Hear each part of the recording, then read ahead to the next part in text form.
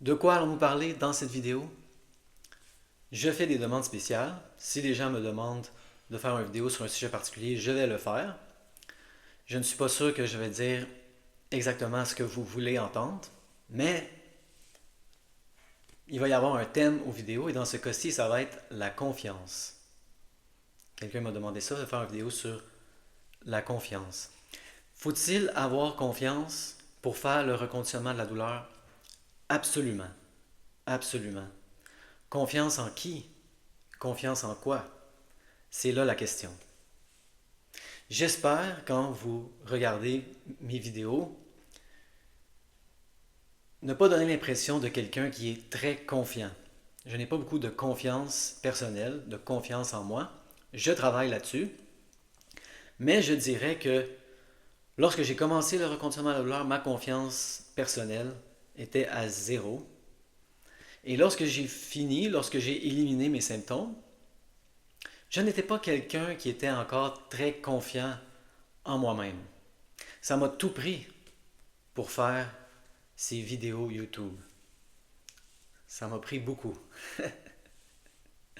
J'étais quelqu'un, je n'aimais même pas être pris en photo. Si quelqu'un prenait une photo de moi, je demandais l'appareil, le téléphone, et je la supprimais. Supprimais. Je ne voulais pas qu'il y ait de photos de moi. Mon manque de confiance en moi était à ce point. Et là maintenant, je fais des vidéos.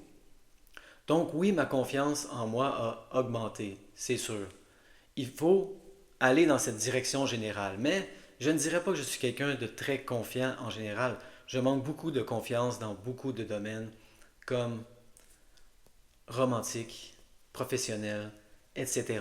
La liste est trop longue. Je manque de confiance en général. Donc, il ne faut pas, on n'a pas besoin pour éliminer nos symptômes chroniques de devenir un coach en motivation. On n'a pas besoin d'être une personne extrêmement confiante en soi-même. Il suffit de faire un cheminement, d'être en train de progresser lentement mais sûrement vers une meilleure confiance personnelle, c'est sûr. Mais je ne dirais pas que la confiance en soi est essentielle pour éliminer les symptômes. Mais il faut avoir confiance. Confiance en quoi? Confiance en qui? C'est le sujet de cette vidéo. Il faut absolument, absolument, c'est essentiel, avoir confiance dans le processus. Comme nous dit Alan Gordon dans Déjouer la douleur chronique, il faut avoir confiance dans le processus, c'est essentiel. Et là, lui, il compare ça à une équipe de basketball qui décide de perdre, qui décide d'être en dernière place pour pouvoir avoir les premiers choix au repérage. Et là, de plus en plus, améliorer l'équipe. Et il demande aux fans de faire confiance au processus. Il leur dit ça va être pire avant que ça s'améliore. Nous allons vraiment passer par une période difficile. On va perdre. On va perdre beaucoup. Mais on va avoir les premiers choix au repêchage et on va pouvoir construire une meilleure équipe. Et c'est ça, moi, mon expérience du reconditionnement de la douleur. Les choses se sont empirées avant de s'améliorer. Très important de comprendre ça. Les symptômes ne descendent pas comme ça progressivement. Moi, avant de commencer le reconditionnement, toute ma vie était basée autour de gérer les symptômes. Toujours essayer d'atténuer les symptômes, apaiser les symptômes, m'assurer que les 2, 3 sur 10 endurables ne deviennent pas des 8 et des 9. Tout était basé autour de ça. Et là, tout d'un coup, j'ai commencé à confronter, défier les symptômes. Les symptômes sont montés. J'ai commencé à faire plein d'activités que mon cerveau jugeait comme étant dangereuses. C'est sûr que les symptômes ont augmenté. Les symptômes ont augmenté. Et c'est là qu'il faut absolument faire confiance au processus. C'est la clé du reconditionnement de la douleur. Je ne peux pas mettre l'emphase là-dessus assez. Confiance dans le processus. Sinon, on ne pourra pas être confiant à travers la montée des symptômes nécessaires au reconditionnement de la douleur. Maintenant, est-ce que j'avais confiance dans Alan Gordon? Absolument pas. Est-ce que j'avais confiance dans les gens qu'il mentionnait dans le livre? Non. Moi, j'ai lu le livre de Alan Gordon à 2 reprises. Je me suis inscrit à Curable. Je ne faisais pas confiance aux gens sur Curable. Ils me parlaient de leur expérience, qu'ils avaient réussi à éliminer leurs symptômes. Avec le recul, je vois, je n'avais pas confiance en eux. J'ai abandonné le reconditionnement de la douleur parce que ça ne marchait pas. Pourquoi, pourquoi est-ce que je disais que ça ne marchait pas? Parce que j'avais des symptômes. Je n'avais pas encore compris le reconditionnement de la douleur. Tant que vous basez votre expérience sur les symptômes, vous ne, malheureusement, je suis désolé de le dire aussi abruptement, vous ne comprenez pas le reconditionnement de la douleur. Les symptômes ne sont pas importants. On se fout des symptômes. Non seulement on se fout des symptômes, ils vont augmenter. Ça va être pire avant que ça soit mieux. Désolé, c'est comme ça. Il va falloir, dans le reconditionnement de la douleur, affronter des sensations que jusqu'à maintenant dans notre vie, on a trouvé difficiles. Des hauts symptômes, des émotions difficiles. Il faut sentir ces émotions.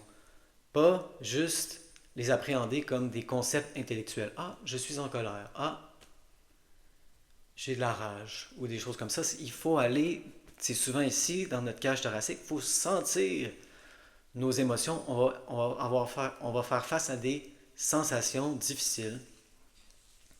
Mais il faut faire confiance au processus. Que c'est ça qui va nous faire passer par-dessus la montagne. Si je n'ai pas eu confiance dans Alan Gordon, dans les gens qui me parlaient de tout ça dans Curable, à qui j'ai fait confiance? Lorsque j'ai commencé à regarder les vidéos sur YouTube, j'ai commencé à regarder les vidéos de Tanner Murtaugh et j'ai eu pour la première fois confiance en lui. J'ai eu confiance en Tanner Murtaugh. Je ne sais pas exactement pourquoi. Mon interprétation, c'est que je le voyais de mes yeux vus. Je ne l'ai jamais rencontré en chair et en os. D'ailleurs, j'ai fait une demande pour faire des rencontres Zoom avec lui, mais il ne pouvait pas me voir parce qu'il habite en Alberta et que j'habite au Québec et qu'il y a un problème quelconque bureaucratique dont je ne veux pas connaître les détails entre l'Alberta et le Québec. Il ne pouvait pas faire de session Zoom avec moi.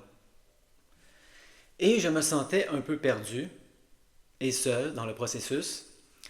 Mais je me suis dit, je vais essayer par moi-même, juste avec les vidéos gratuites. Les vidéos gratuites. Peut-être que je vais être capable de le faire sans payer d'argent, parce que c'est quand même cher, les sessions Zoom avec eux. Et j'ai eu de plus en plus confiance en lui. Il était avec moi souvent, dans ma cuisine, dans mon salon. Je ne l'ai jamais vu en chair et en os, mais je le voyais de mes yeux vus. Et je voyais que son expérience était extrêmement similaire à la mienne.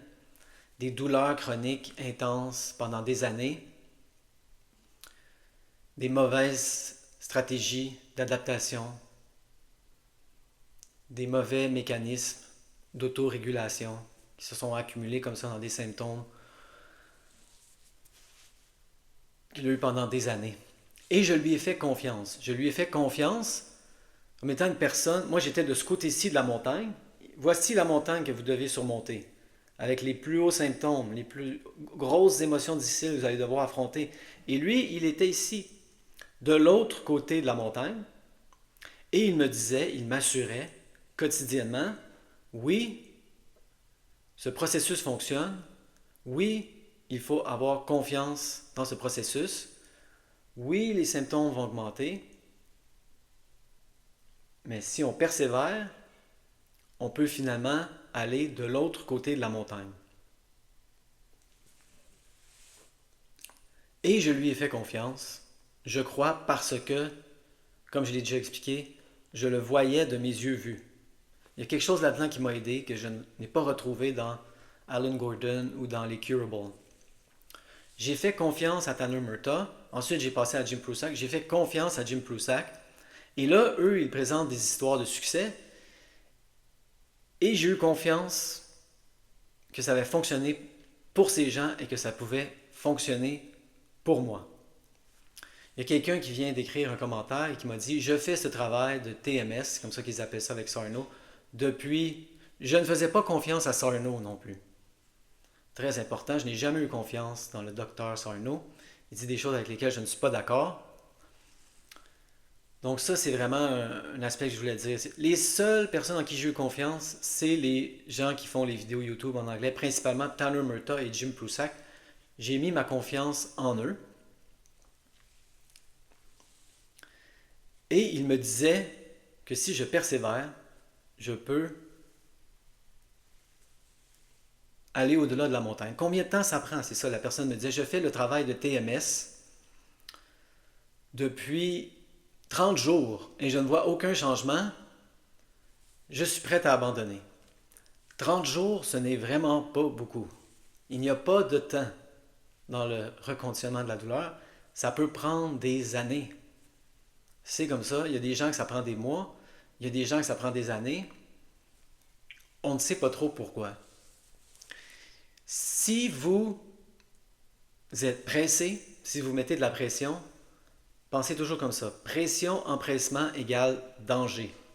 Vous enseignez à votre cerveau que c'est dangereux. Vous voulez vous débarrasser des symptômes le plus tôt possible. Quel message s'en va au cerveau? Je veux me débarrasser des symptômes parce qu'ils sont dangereux. Danger, danger, danger, danger. Le reconditionnement de la douleur, c'est patience. Ça va prendre le temps que ça prendra. Monter la montagne et là, aller de l'autre côté. Mais il faut... Et là, cette personne-là me disait qu'elle se sentait aveugle, comme si elle y allait à l'aveuglette. Et là, c'est vraiment là qu'est l'essence du reconditionnement de la douleur pour moi. Faire confiance à cette personne ici, de l'autre côté de la montagne, qui a passé à travers. C'est ce qui fait, c'est ce qui a fait dans mon cas que je pouvais endurer les hauts symptômes parce que je savais que non seulement c'était non dangereux, mais désirable dans le reconditionnement. C'était une phase nécessaire à traverser. Donc j'ai eu confiance dans cette personne ici qui m'a dit oui, j'ai traversé la montagne, oui, ça fonctionne.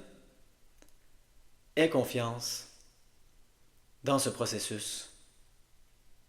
Et là, la question devient, est-ce que vous avez confiance en moi? Idéalement, il y aurait d'autres personnes. Et si vous me contactez, je peux vous donner le nom de personnes qui font ça. Mais ça coûte de l'argent avec eux. Donc, il y en a un, Jean, que ça coûte 800 € pour 8 sessions. Donc, 100 € par session.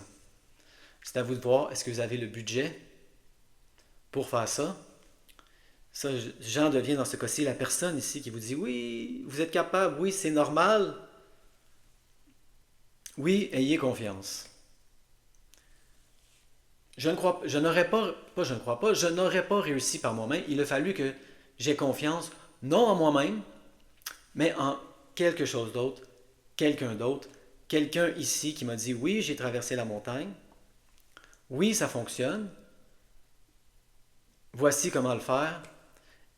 La règle numéro 1, c'est ne pas être pressé. Il n'y a aucun empressement. La pression, l'empressement augmente les symptômes.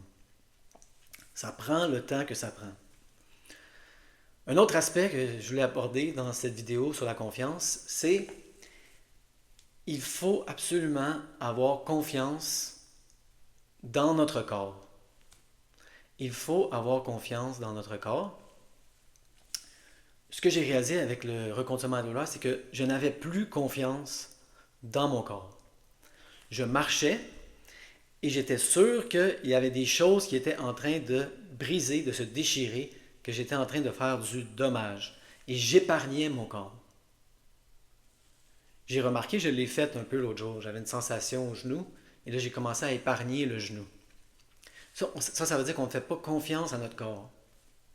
Très important dans le reconditionnement de la douleur, de faire de plus en plus confiance à notre corps. Notre corps, si on a notre problème, c'est les symptômes neuroplastiques, n'a aucun problème. Aucun problème. Nous pouvons faire confiance à notre corps. Il faut l'utiliser comme s'il était sain et sauf.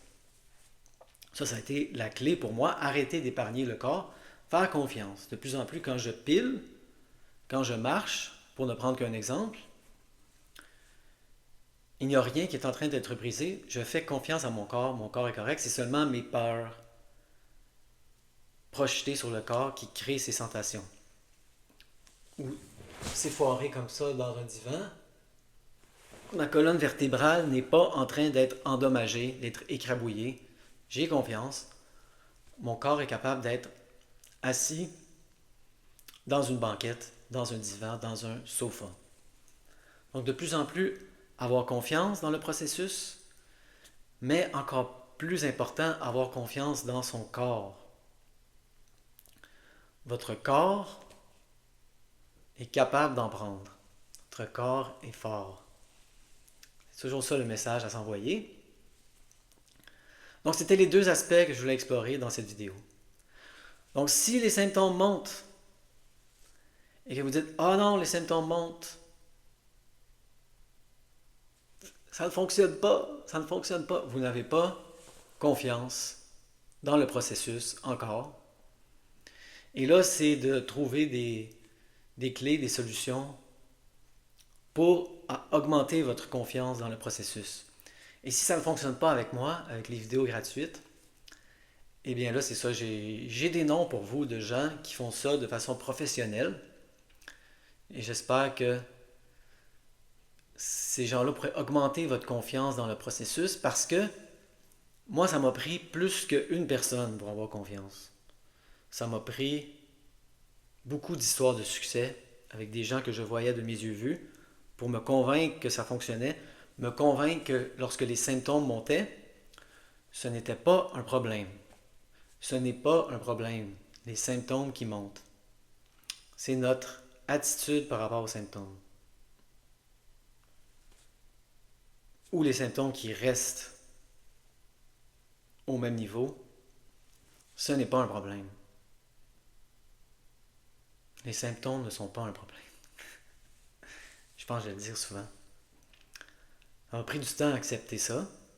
Et il a fallu que j'aie confiance dans les gens qui me proclamaient ce message. Donc j'ai eu confiance en ces gens. Je vous conseille de regarder leurs vidéos en anglais avec les sous-titres.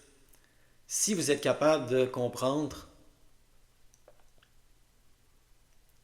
plus que 60-70% de ce qu'ils disent, c'est déjà énorme. J'ai essayé avec les sous-titres, je ne comprends pas 100% de... Si j'imagine que je ne comprends pas l'anglais, je comprends environ 80% de ce qu'ils disent. Dans certains cas, 90%, c'est énorme. C'est assez, je crois. Donc, c'était la vidéo sur la confiance. Est-ce qu'il faut avoir confiance en soi? Oui, c'est sûr, de plus en plus.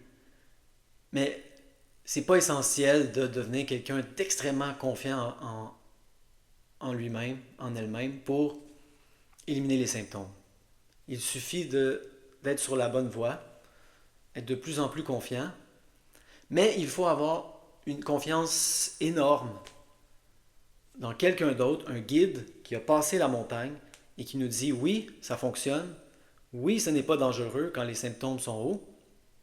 Et ça a été essentiel pour moi, faire confiance à une personne ici qui avait passé à travers et qui m'assurait, me rassurait constamment que c'était normal et que ça fonctionnait.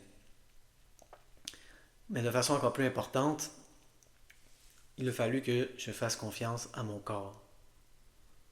Mon corps n'était pas brisé, même si j'avais l'impression que les choses étaient en train de se casser, de se déchirer. C'était une fausse impression. On peut faire quoi que ce soit, de l'activité physique, du yoga. Ça m'a pris du temps à faire du yoga, je me mettais dans des positions. J'étais sûr qu'il y avait des choses qui étaient en train d'être endommagées, d'être déchirées. C'était extrêmement douloureux. Il a fallu que je passe à travers la montagne. Convaincre mon cerveau qu'il n'y avait rien qui était en train d'être déchiré. Parce que j'ai eu confiance dans ces gens qui m'ont dit oui, ça va te faire mal. Je me suis fait mal, mais je ne me suis jamais blessé. Je ne me suis jamais blessé. Je leur ai fait confiance, mais de façon encore plus importante, j'ai eu confiance dans mon propre corps. Donc c'était, wow, 20 minutes. C'était la vidéo sur la confiance.